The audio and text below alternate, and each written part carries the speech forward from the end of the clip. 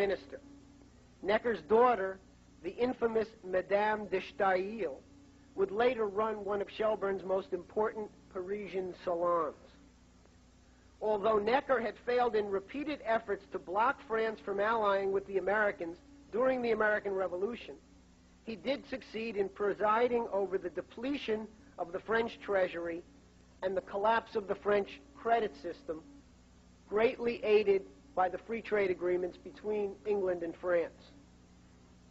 Economic crisis across France was the precondition for political chaos and insurrection, and Shelburne readied the projected destabilization by creating what he himself called the Radical Writers' Shop at his Beauwood estate, staffed by Jeremy Bentham, the Genevan Antoine Dumont, and the Englishman Samuel Romilly.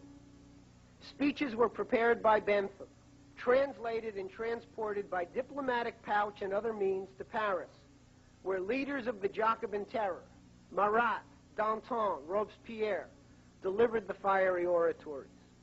Records of East India Company payments to these leading Jacobins are still on file to this day at the British Museum.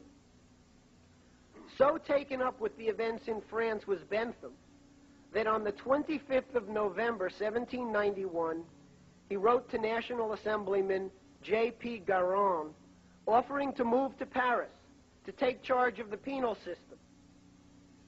Enclosing a draft of his Panopticon proposal, Bentham wrote, quote, "Allow me to construct a prison on this model. I will be the gaoler. You will see by the memoir, this gaoler will have no salary, will cost nothing to the nation.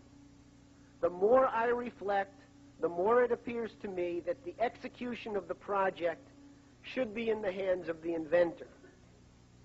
At the same time, he was proposing to assume the post of chief gaoler of the Jacobin terror, which sent many of France's greatest scientists and the majority of pro-American Republicans to the guillotines or the prison.